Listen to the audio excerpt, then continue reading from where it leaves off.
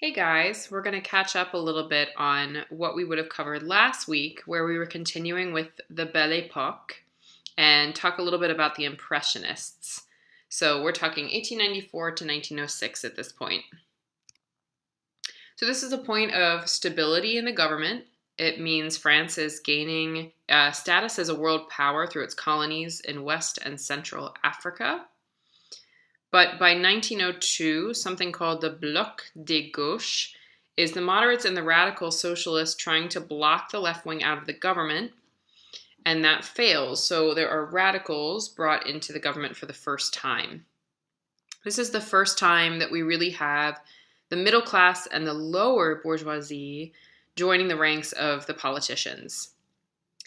In 1902 also, we have trade unions that are organized, and the Socialist Party forms and then is unified into something called the SFIO, which basically was the International Workers' Party of France.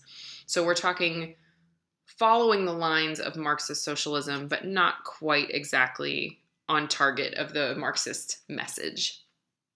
At the same time, we have a couple other political parties, and we will hear more about them later. There's the Action Française, which was the extreme right, and at this time they were incredibly anti-Semitic.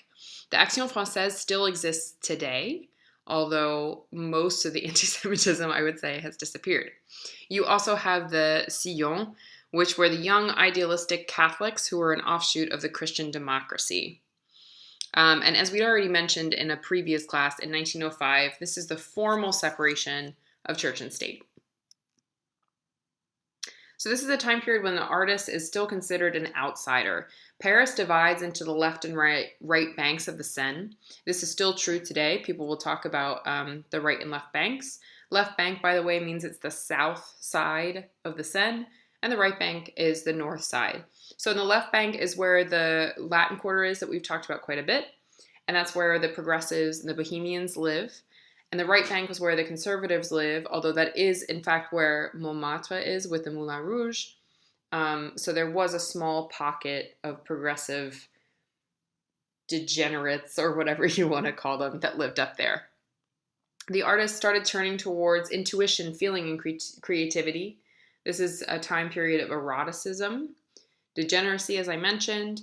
We're starting to get into Freud's theories of the dream and the subconscious, so symbolism is the name of the game. Artists have very few patrons, and there's no state sponsorship, so we go into financial struggle. And we're starting to leave the Wagnerian influence and find a more French aesthetic. So now we're starting to get into the time of Debussy and Ravel, although neither of them liked being called impressionist or symbolist, although that's what they ended up being categorized as. In 1894, also remember that Dandy's Schola Cantorum had been formed, so there was a new type of schooling being done, a new type of education. So let's talk just briefly about Claude Debussy. We've talked about him before, you know a lot about him, so the main thing I want to say is what his musical innovations were. He liked having an air of improvisation and did a lot of that through his kind of surprising harmonic shifts and progressions. He used lots of 7th, 9th, and 11th chords as well as parallel chords. He used a lot of non-Western modes and scales, including the whole tone scale, the pentatonic, the acoustic, and the octatonic. I don't want to go too deeply into detail about those, but they are very important in his sound, and they start to affect all kinds of different composers as well. Debussy's private life is quite filled with scandal. He has affairs, and then he has his relationship with Pierre-Louis, and all kinds of things happen in this very interesting character's life, and we'll continue talking about him as we talk about some of the other composers of the time.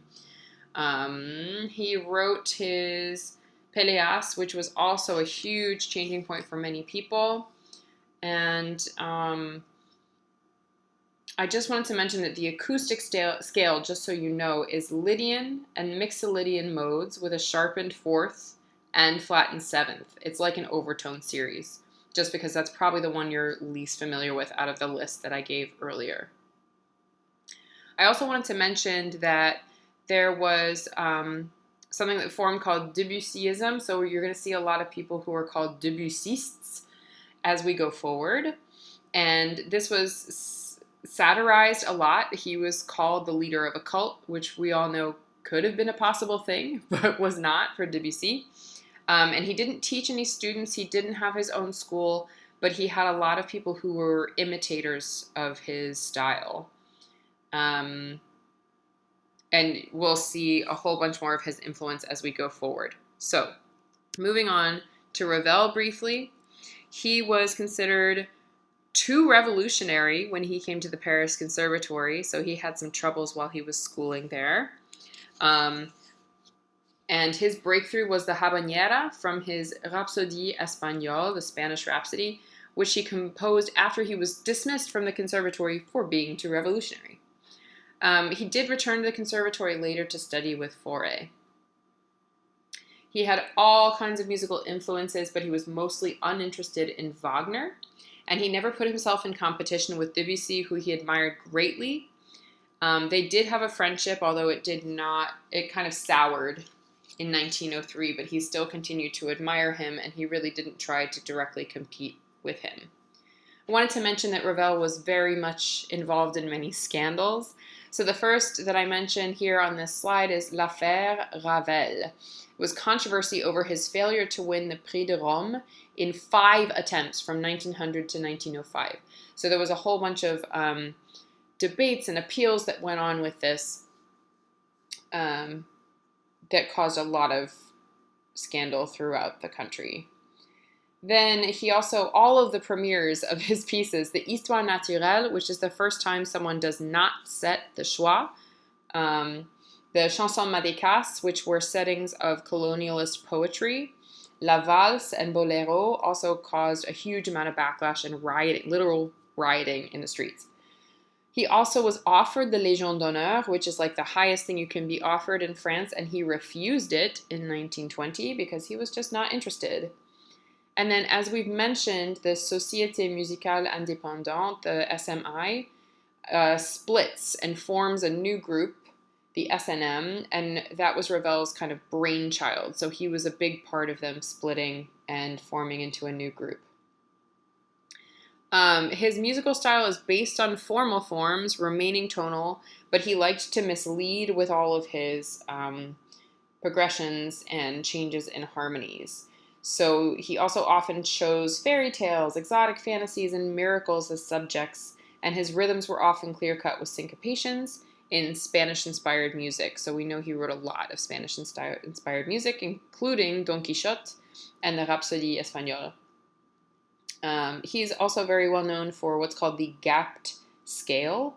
It's a variant of the Dorian mode with 2nd and 7th scale degrees missing. That's pretty much all I want to say about Ravel. The Histoire naturelle is the biggest thing. It's a new vocal declamatory style, eliding the schwa, which was an outrage, as I mentioned. And his masterpiece of prosody, which was the Histoire naturelle, was said to have thrown overboard melody in the accepted sense of the term.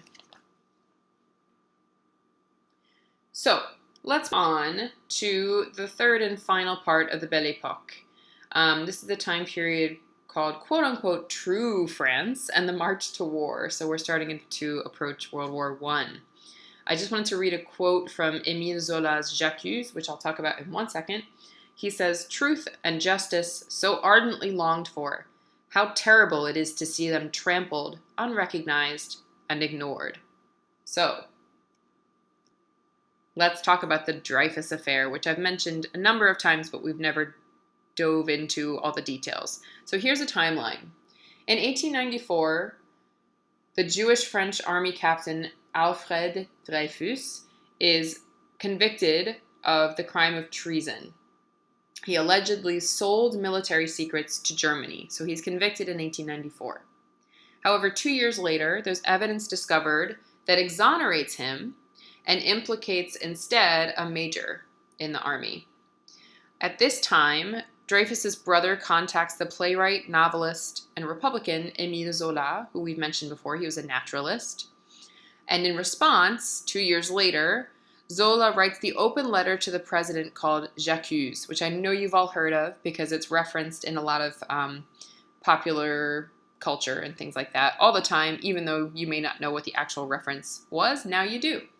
So it brings artists and intelligentsia back to public engagement. So we're going back to the time of debates in published articles and things like that.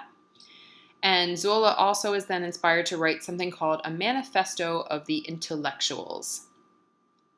As a result of J'accuse, in 1899, the president pardons Dreyfus, and in 1906, he is finally exonerated. So note that even though he had been pardoned by the president, he was not exonerated until 7 years later. This means he's been incarcerated for 12 years. And not only was he was incarcerated on something called Devil's Island for 12 years. So this really threw people into two camps, whether you were for Dreyfus or against Dreyfus, essentially. So let's look at the impact now. The impact of this affair, there was a massive debate, and anti-Semitism and nationalism really, really flare up as the war approaches, which makes sense, right?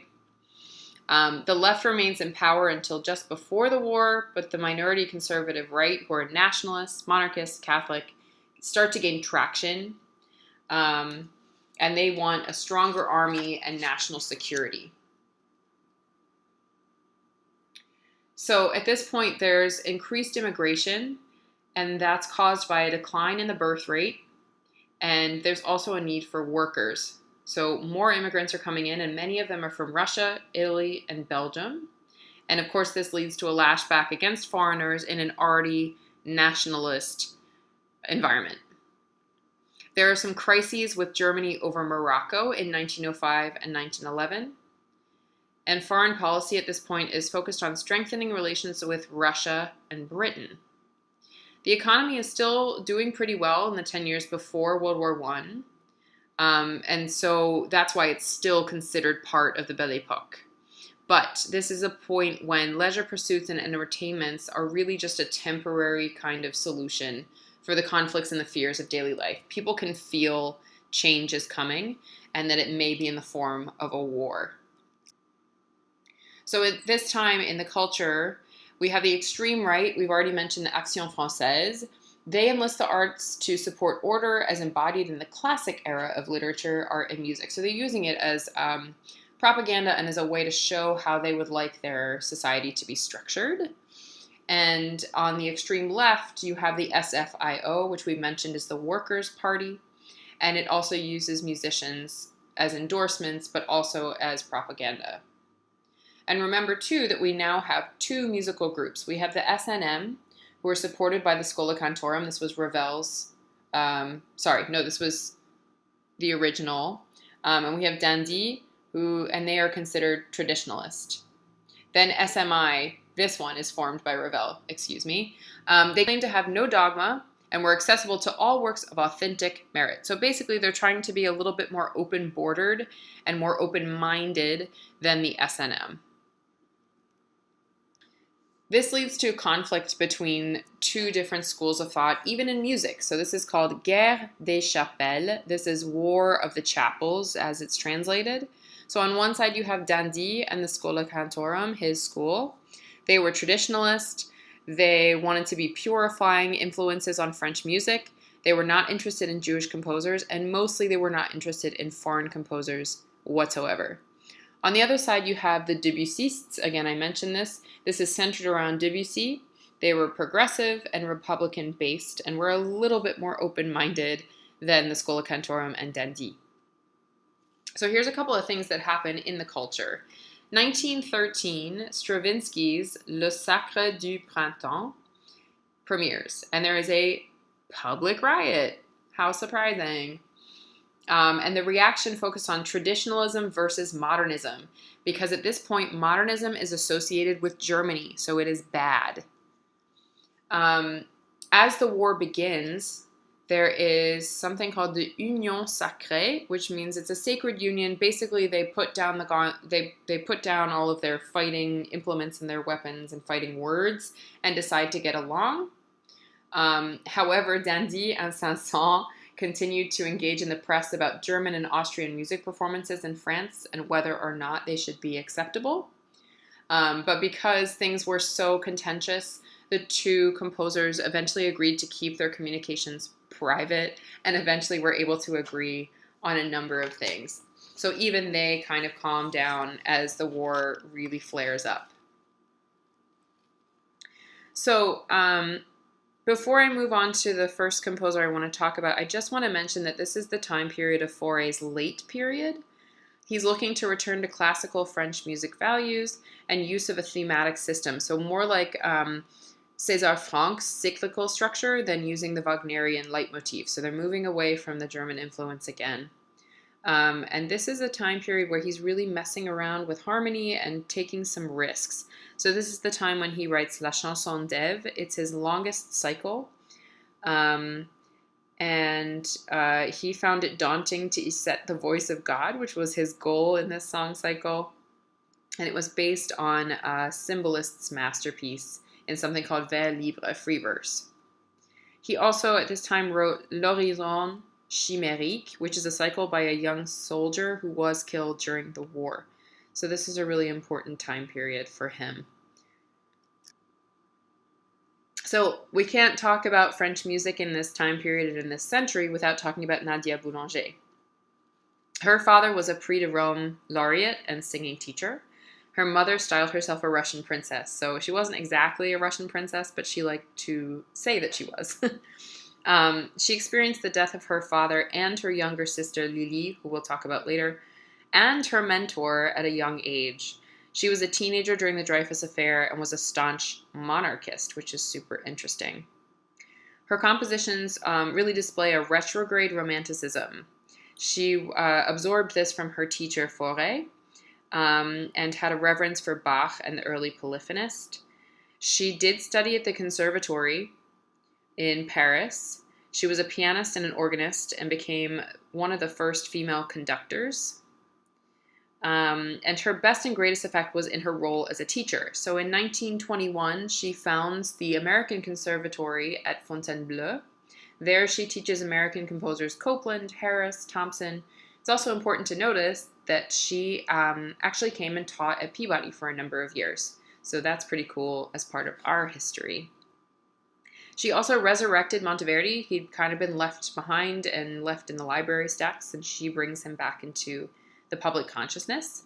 She championed Stravinsky and supported Les Six, and also associated with neoclassicism, which was a big movement at this time in music development. Her own compositions were sort of German influenced, late romantic. They weren't really mélodie because they were more affected by the lieder structure. She herself did not win the Prix de Rome, but her sister Lily did. Again, we're going to talk about her shortly. And she says she gave up composition in deference to her sister's talent, but it was more likely the death of her mentor that caused her to stop writing. There are a whole bunch of her pieces up on the Week 6 playlist. I would highly recommend checking them out. They are super cool. So Charles Koechlin, he is an Alsatian, so that means that he was in that section that was really fought over and went back and forth between French and being French and German for a very, very long time. That's where Strasbourg is. He contracted typhoid and later tuberculosis, so he had a rough health history. He resolved to study music while in Algeria and entered the conservatory in 1890 to study with Massenet and then Fauré. He was an outspoken Dreyfusard, as they were called, so people who were in the camp of the Dreyfus side called themselves Dreyfusards. And he was a libertarian, and he had a bohemian way of looking. So you can sort of see that in the picture that I chose to upload here. He joined Les Nouveaux Jeunes at the age of 51, so he was not young at the time, having been invited by Satie and Millot. And he maintained close ties with Les Six when they split off to do their own thing. His musical influences include Romantics Gounod and Massenet, and Gregorian and ancient Greek modes, as well as the counterpoint of Bach. He actually experimented with bitonality before Millot, although Millot is often credited with its invention, so be aware that there was someone else playing with bitonality before Millot. He liked to set topics from Greek and Roman myth, the Orient, dreams, fantasy, and folk song, and even got very fascinated with some of the film stars, although he was most profoundly inspired by nature.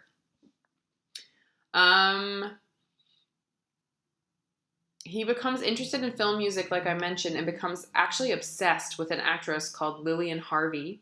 He wrote more than 120 songs on his own text about her and the characters she portrayed. So that would definitely be defined as an obsession. He never held an official teaching post at a conservatory or a school, but he did teach. And he provided orchestrations for Debussy and Fauré, wrote about their music, and also wrote biographies of both Debussy and Fauré, as well as treatises and essays. So his writing, not just of music, but of text, was incredibly important. André Caplet. He studied with Henri Woullette, whose treatise on prosody influenced his work his entire career. He did enter the conservatory and won the Prix de Rome in 1901 with a cantata, actually, which we haven't heard in a while. He joined Les Apaches on his return from Rome and became a Debussiste. And he was actually known as Debussy's only disciple because he composed very little, but corrected Debussy's proof, arranged transcriptions, and orchestrated and conducted several works by Debussy. He also came over to Boston from 1910 to 1914 and worked at the Boston Opera Company, so he brought many French works to America at this point. He did serve in the war and was gassed, which eventually contributed to his death from pleurisy about 10 years later. After he was gassed in the war, he was too weak to conduct, so he returned to composing. He was influenced by the late Romantics, and especially by Debussy, and wanted his music to sound improvised, same as Debussy. So he had a quasi-parlando style, especially before the war, and then after the war, he becomes a bit more thoughtful and mystical. And he also used the pentatonic whole tone scales and Gregorian chant within modern dissonant harmonies, so you very much hear the influence of Debussy on his own compositions. Albert Roussel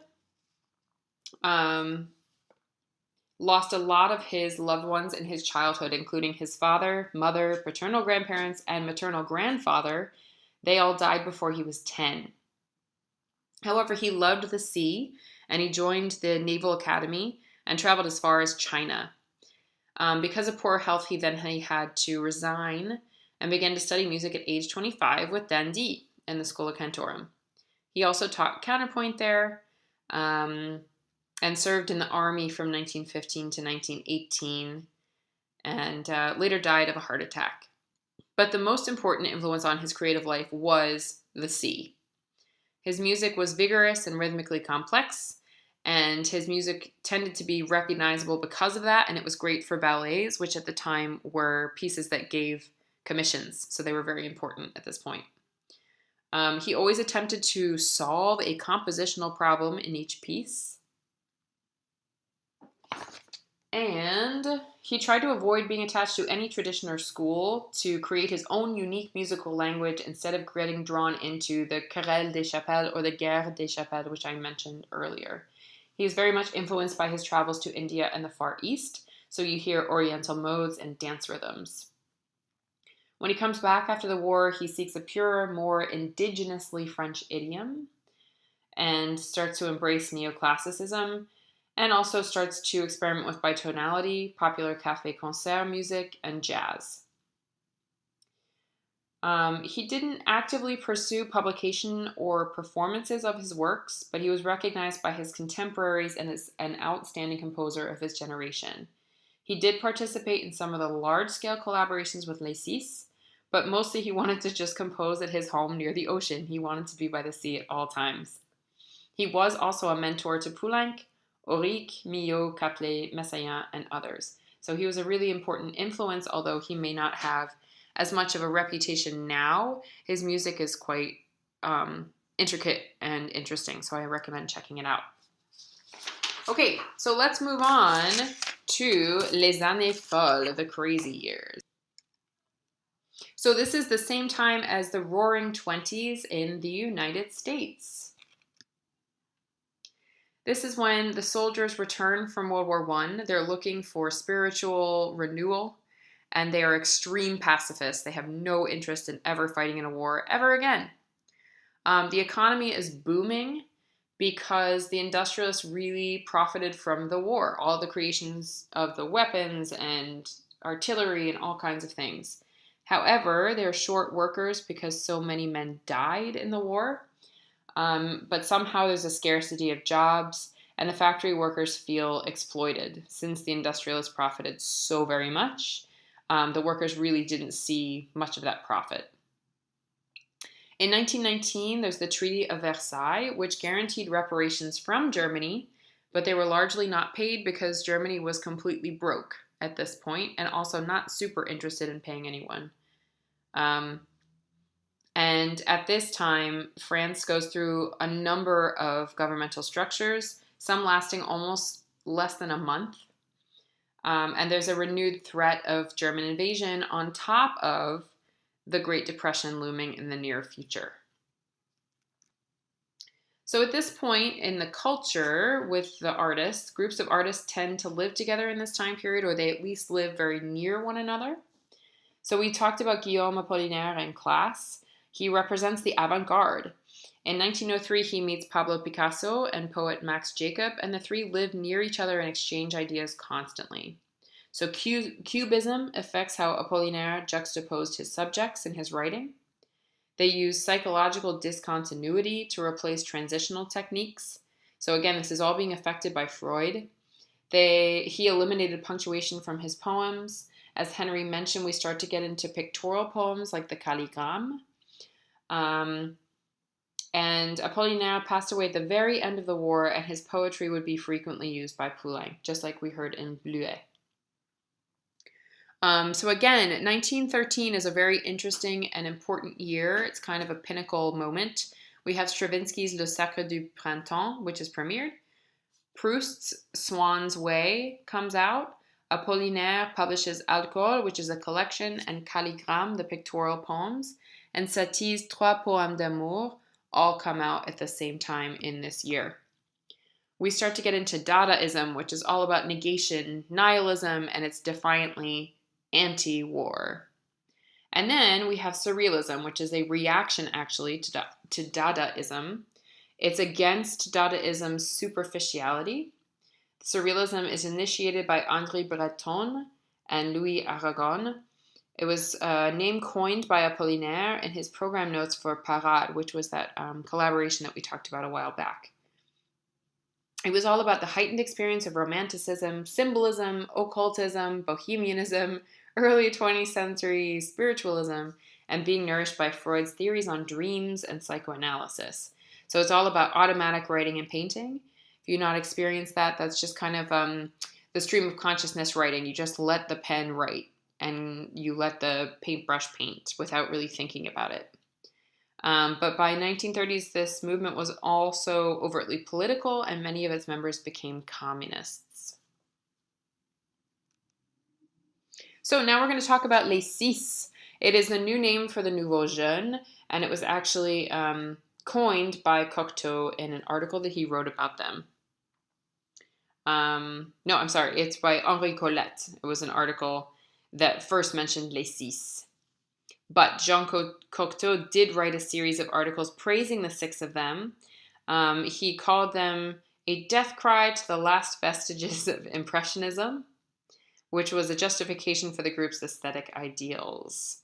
It was a post-war rebellion against the prevailing music hegemony. They rejected nationalism. They were repulsed by the argument, the guerre des chapelles, and other attempts to control the meaning of music. So their idealist dogma was reality, innovation, and inclusion. They were forced to rely on publicity and support of patrons because, again, this is a time period where the state does not fund the arts. They rejected the Romantics and the Impressionists, and their early works were clear, charming, intimate, witty, and graceful. They were looking to restore melody and gain a sort of refined simplicity, and they wanted to write short pieces. because there had been so many huge, unending works before then. They used traditional forms to mock convention. They used modernist neoclassicism, accepting the influence of modern German composers, especially Schoenberg. So again, this is about inclusion. They also used many popular idioms in their own music, including music hall, cabaret, circus, and jazz, like we had heard with Satie and a few others up to this point. And again, like I mentioned, they were drawn to ballet because that offered commissions. They started to get into film music because that was a new medium, as well as radio. I also want to mention that the Six remained friends throughout their lives, though their musical influences and styles diverged, and a couple of them ended up not being friends as things continued forward. Things kind of soured with some of their relationships, but many of them maintained lifelong friendships. So, first we have Germaine Taillefer. Many people don't realize that this was a woman, but it in fact was. And her musical pursuits were fiercely opposed by her father. So she studied piano with her mother and began composing an opera at age 5, all on her own. At age 12, she entered the conservatory, and the nuns in the area helped hide her every day until her father left for work, and then they would accompany her to the conservatory. She met Millot and Honegger in 1912, and in 1917, Satie adopted her as his musical daughter. She was catapulted to fame with Les Six, and her career remained tied to theirs during the early 1920s. She unfortunately had a very abusive marriage, and he tried to discourage her career and even threatened her and her daughter's life. So she and her daughter fled to the U.S. in 1942. She did return to France after World War II, to some success, but not to the same heights as when she had been with Les Six. She taught at the Schola Cantorum. She joined the Communist Party and ended up resigning 11 years later after the Soviet Union invaded Afghanistan. In 1983, she was awarded the Légion d'honneur, and she composed until a month before her death by dictating melody and harmonization because she couldn't write because of her rheumatism at the time. So she was influenced by Couperin and Rameau and Bach and is considered a neoclassical composer because of that. Ravel was a mentor until about 1930, but she also used a lot of Satie's non-functional harmonic relations and appreciated Stravinsky's use of ostinato and used it in her own writing as well. Unfortunately, she was incredibly self-deprecating and she wasn't a gifted self-promoter, but she still broke stereotypes as an independent single and female composer. So Louis Duret was rather withdrawn.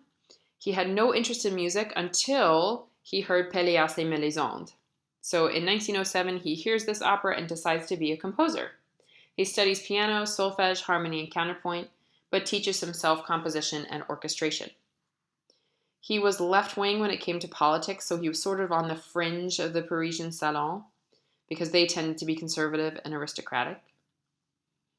And he also withdrew from one of the Les Six's big joint productions only a few days before it premiered, and left the group completely, possibly because they rejected Ravel, and he also had a distaste for his colleagues' flamboyant ways, and he moved back to Saint-Tropez once he left the group. He was influenced by Debussy, Satie, and Ravel, and he headed the Fédération Musicale Populaire and belonged to the Communist Party, writing works for chorus for political events. So he ended up setting texts by Ho Chi Minh and Mao Zedong. He did also transcribe some works of Renaissance polyphonists into modern notation, and that was his own version of war resistance, which I thought was quite interesting. He also preferred writing song cycles as opposed to spectacles like ballet and theatrical fare. So you can find a lot of his vocal writing. Georges Auric, he moved to Paris with his parents to enter the conservatory because they thought he showed promise. He was the youngest of Les Six, and he was considered their intellectual. He was a literary and kept in a circle with well-known artists and writers. He did leave the conservatory for the Schola Cantorum and bonded with Roussel and wrote prolifically, although he also destroyed many of his works, kind of like Duparc. He was a journalist during World War I and wrote for Dadaist and Surrealist publications. He composed throughout World War II while working for the resistance, and he wrote a lot for many, many films, including the theme song for the John Huston Moulin Rouge. He also worked as an administrator for the Parisian lyric theaters in the 1960s and revitalized both the opéra and the opéra comique. He received a Lifetime Achievement Award in 1978 and was married over 50 years despite a long-term affair his wife had with their chauffeur. So they were still married 50 years despite that affair. He was influenced mostly by Berlioz and 16th century polyphonists. And after hearing Satie and Stravinsky, he sort of switched and was on the neoclassical path. He was the first to meet Satie after having sent Satie a copy of an article he wrote about him at age 14. So that's kind of cool. It's like writing a little fan letter. Arthur Honegger. He played violin, including Beethoven sonatas, as a child. He composed his first piece by age 11, and he attended many of the concerts that were conducted by Caplet. And through those, he became obsessed with Bach cantatas and oratorio. He actually studied at the Zurich Conservatory in Switzerland and developed a fondness for the music of Strauss and Reger, Germany's modernists. And then he studied in Paris, where he met Milhaud, Taillefer, Ibert, and the pianist André Vorabour. He was happy to work with Les Six, but could not accept Satie's music or Cocteau's aesthetic. His oratorio, Le Roi David, is one of the things that really kind of survives him, and it really solidified his reputation as well as revitalizing French oratorio, which we haven't heard about for quite a while. He used sections of atonality, and he also added a speaking orator to the composition. It's a very, very, very cool piece, so I highly recommend checking that out. That's on the Week 7 playlist. He ended up marrying Vorabour, that pianist. And they lived separately because he required solitude for composing. So he had his own separate home where he would compose, and then he would go and live with her on whenever he wanted to, I guess. He was very successful and publicized, but he began to doubt himself when his popularity declined. And his works were also boycotted in Germany after Hitler came to power because he was viewed as a traitor, having moved to France. In World War II, he lived in occupied Paris, where the French considered him a spiritual beacon. Although at one point he did travel to Vienna, and he wrote articles defending German music, which had really horrible repercussions on his career after the war, because he was seen as a sympathizer. He taught at Tanglewood here in the States, received the Légion d'honneur, and was elected to the Institut de France. And his musical influences included Beethoven, Bach, Strauss, Reger, Debussy, Stravinsky, Schoenberg, and Bartók. Darius Milhaud, he was Jewish, which really kind of puts him into a special category, especially during this time period. He played violin and joined a quartet at the age of 12 and composed prolifically by the age of 17, moving to Paris to study. Many professors felt he had his own musical language already upon arrival before they even worked with him. He was drawn to Mediterranean myths and read Gide, Jam, and Claudel, and formed deep friendships with Claudel and Natil. And Claudel was appointed minister to Brazil in 1917 and actually invited Milhaud to be his secretary, which he did for a while. The meetings of Les Six took place in Milhaud's apartment. He was considered many things in their group. He was considered their philosopher because he tried to reconcile Judaism with Francis Catholicism. He tried to reconcile traditional with contemporary. He was also known as the modernist of the group because of his early interest in Schoenberg. He was known as the propagandist of the group as well because he drew criticism for his strident anti-Wagner stance. He left France from 1940 to 1947 with his wife and taught occasionally in Oakland, California. So notice 1940 to 1947, this is right during the war. So it was a good thing for him not to be in Europe, considering his Judaism. His musical influences were widely varied. Bach, Schoenberg, Köchlin, Stravinsky, but also music hall and circus music, popular music of Brazil because of his time there. He synthesized jazz elements into his classical work. But most importantly, he was known as an optimist, despite his many trials and tribulations. His autobiography was even called My Happy Life to show that. He was also the only member of Les Six to maintain a successful lifelong friendship with Satie. If you remember, Satie becomes kind of isolated at the end of his life. So Rosé already talked quite a bit about Poulenc. I'm going to mention him one more time in this class, but let's start now. I just wanted to mention he was commissioned for Les Biches, which was a Russian ballet, Les Ballets Russes, in 1921, after he left the war, which made him pursue lessons with Koechlin.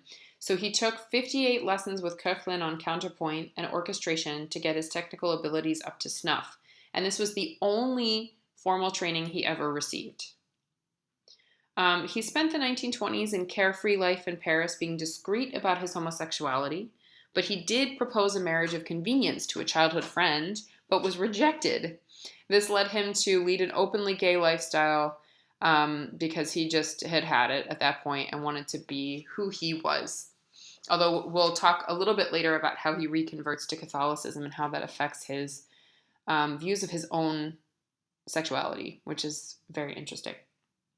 His musical influence really came from Debussy, Bartók, Stravinsky, and Schoenberg. And he was very much influenced by Le Sacré du Printemps. And I just wanted to mention there's a really well-known song cycle called Air Chanté. It became one of his most popular sets, but it was originally composed based on the poetry of Moréas, who was someone that Poulenc absolutely hated. And he did his best to, this is a quote, perpetrate every possible sacrilege in these songs, end quote. But it was, like I said, it became one of his most popular sets, and it was one of his biggest embarrassments that was the case. So, again, I mentioned after 1936, he reconverts to Catholicism, which leads to a new period of composition, and we'll talk about that in this next little section. Neo-Romanticism. The spiritualist movement was rooted in the fin de siècle spiritualism and occultism. It's characterized by political, literary introspection and spiritual renewal. So it stood apart from les Années Folles. So it's happening almost exactly at the same time, but is very much on the opposite end of the spectrum. Artists entwined spirituality, mysticism, and art. And in some cases, it was a return to romantic or impressionistic roots. So, here's where we talk about Nadia's younger sister, Lily Boulanger. So she contracted bronchial pneumonia at age 2 and was later diagnosed with Crohn's disease. So she knew that she would have a short life and was very religious and decided to be a composer by the age of 16. Her exposure was to the music of Bach, Couperin, Rameau, Mozart, Chopin, Schumann, Wagner, Debussy, and Mussorgsky. She took a 2-week course on composition, but also accompanied Nadia to some of Fauré's composition classes and studied fugue with Nadia herself for a few months. She made her professional debut in 1912 and won the Prix de Rome in 1913. And was most affected by the church musicians she knew personally. So she knew Fauré, Widor, and of course Nadia, but was influenced also by Debussy, Wagner, and Fauré on her songs and her melody. She liked to let the poem lead the composition form and generally set symbolist poetry, going for general mood rather than word painting. And her signature pianissimo ending is frequently preceded by torturous dissonance to give her work an aura of serenity, so you feel like something's been resolved. Her only song cycle was composed on 13 poems from Francis Jammes' Tristesse, so sadnesses. The poems were symbolist but written after his return to Catholicism, and Lily identified intensely with the female subject of the poems, as described by the speaker. It's a melancholic poet recalling a lost love. By 1916, she had a prognosis of only 2 years, and she discovered the poetry of Madame Galéron de Calonne, who was blind, deaf, and mute, and quoted the lullaby Dodo l'enfant d'eau. In 1918, she was too weak to hold a pen and dictated the entirety of her very famous Pie Jesu to Nadia. After she passed away, Nadia and her mother Raisa commemorated the anniversary of her death with a mass featuring a performance of the Pied Jésus for as long as they were alive. So every single year until Nadia passed away, there was a mass featuring her Pied Jésus. Next, we have Jean Crasse, who was Catholic, a polymath, inventor, a rear admiral, and a musical autodidact who pursued both a naval and musical career. Without training, he composed 38 songs, as well as choral works, by the age of 20. During his time in the Naval Academy, he composed and arranged chamber music sessions with colleagues. In 1901, he meets Duparc, and they had daily lessons for 3 months and started a lifelong correspondence. Duparc even called him his spiritual son, although Crasse really opposed Duparc's anti-Semitism. He did take a few lessons at the Schola Cantorum, but really this was his only formal training between the lessons with Duparc and the short couple of lessons at the Schola Cantorum. He was a brilliant mathematician and politically and musically was neutral. He resigned both the SNM and the SMI because he wanted to just have his own pure version of art. He thought it would contaminate him. He was also very frequently absent from Paris because of his time in the Navy, so he was mostly unaffected by Wagner mania and the Belle Époque. So he focused on French, English, and Italian literature and chose song texts from symbolist and post-Parnassian poets. There was a lot of exoticism in his works because of his own travels, and his faith was his wellspring of creativity. So that's why he's in this spiritualist section. He often wrote a literary outline for his works, and after World War I, he moved into a more experimental phase relying on cyclical form, which later developed into leitmotifs like Wagner, and relied on Duparc and Schumann's models of text setting, and Brahms and Beethoven for form and counterpoint. His most famous and creative period resulted in Cinq Rubaiyat d'Omar Khayyam, which wove together Western and Middle Eastern modes and harmonies with complex cross rhythms. That's also on the playlist, and I highly recommend taking a listen. So leading into World War II, here's a little bit of timelines. So 1930s, France is doing well economically, but the 1929 Wall Street crash causes economic, political, and social fallout. In 1934, there are riots harkening back to the Paris Commune, and rallies culminating in the coalition of the left into the Front Populaire, which also still exists today. The Front Populaire is voted into power in 1936. So the first socialist prime minister gives workers the right to strike, increases wages, mandates the 40-hour work week, and 2 weeks annual paid vacation. This is something workers have been fighting for years and years and years and years and years. There's an emphasis on the jeunesse, the youth, which was the title of Honegger's socialist regime anthem. However, France really could not afford these reforms, and the right is elected back into power a year later in 1937. In 1939, France is surrounded on 3 sides by fascist governments, Spain, Italy, and Germany. And by September, Hitler's troops have invaded Poland, and Britain and France are declaring war. The French defense strategy is useless, and by June 1940, 6 to 7 million people fled before the Nazis advanced on Paris.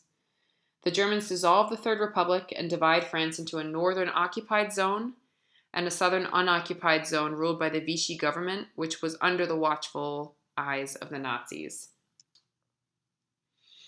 So, at this time, the Front Populaire uses cultural activities to popularize the arts. There's a revival of French folklore to connect people with their history, something called Agite Pro, theater to educate the public. This is a combination of agitation and propaganda. The Bibliobus, the mobile library, and music for the Populaire Front fêtes. So light and music shows over the Seine, and Honegger was a contributor pretty frequently. Film is also a really popular way at this time to express socio-political viewpoints. In 1937, the International Exposition is a huge success, although it's boycotted by the Surrealists. The Pavilion of Modern Times is where Corbusier unveiled his projects for the new urbanism. And 1930s Paris is really a study in denial. Almost everything is glamorous and booming, and you can see everything that was going on, including artists like Josephine Baker, Edith Piaf, Chevalier, all of the the painters that we know of from this time: Picasso, Miro, Matisse, Kandinsky, Ernst Chagall. So this is a time period where the arts are trying to compensate for the things that are going on behind the scenes. So artists are really forced to choose between communism and fascism. Socialism is known as anti-clerical and irreligious. Fascism is spiritual regeneration. At least it's associated to be. So there's a new group that forms called La Jeune France, formed by Messiaen, Jolivet, Baudrillet, and Daniel Le Sur. This is in 1936. It was all about sincerity, generosity, artistic conscience, renewal of spirit, and cultural force. It was Catholic but rejected an Orthodox approach to religion, and returned to symphonic music inspired by Wagner, Berlioz, Debussy, non-Western musical traditions, and primitivism like that in Stravinsky and Milhaud. So we have Messiaen, whose father was a Shakespeare scholar and translator and shaped his literary taste. He wrote most of his own texts, therefore, even while he was composing.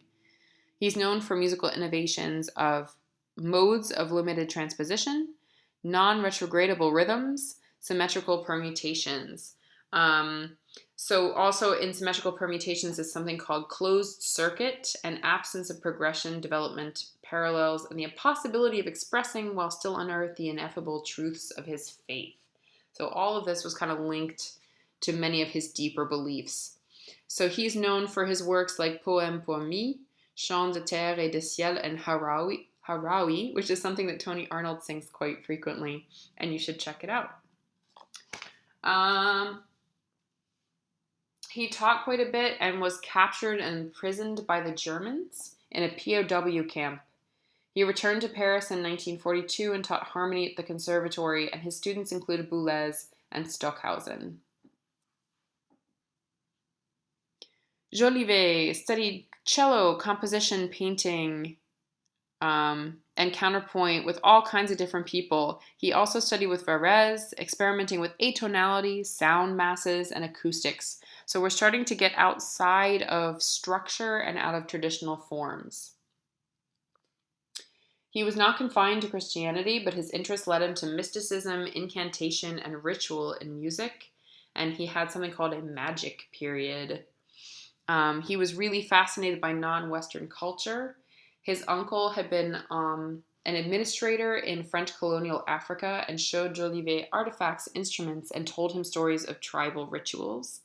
And his wife studied at the Sorbonne and supported and inspired anthropological and philosophical reading on non-Western culture, giving his musical experimentation a sociological basis. He never conformed to a school of musical composition, but relied on his sensitivity to the texts. He set poems spanning centuries and ranging vastly in topic.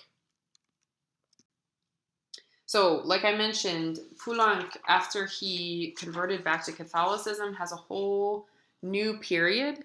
He also forms a friendship with Nadia Boulanger, who draws him to surrealism and conservatism, and experiences more deaths, Ferrou, Raymond, and his parents, and this really brings him towards sacred music. So this is when he writes his Stabat Mater, his Gloria, and even eventually the Dialogue of the Carmelites.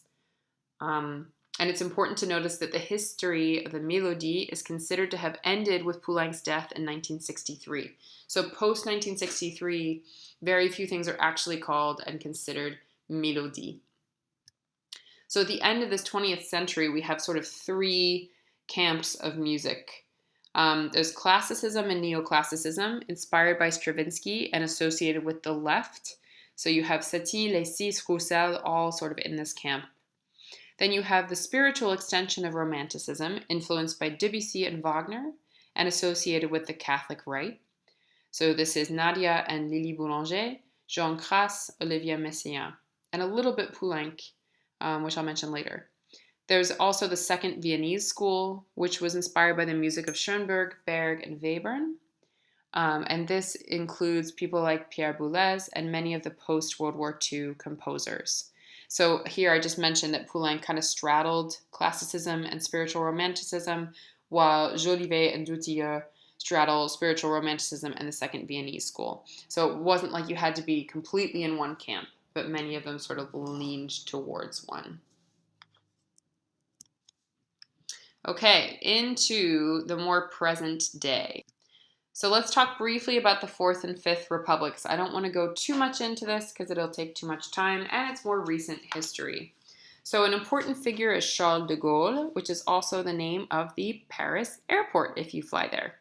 He was the first president of the Fourth Republic and came back to be president of the Fifth Republic.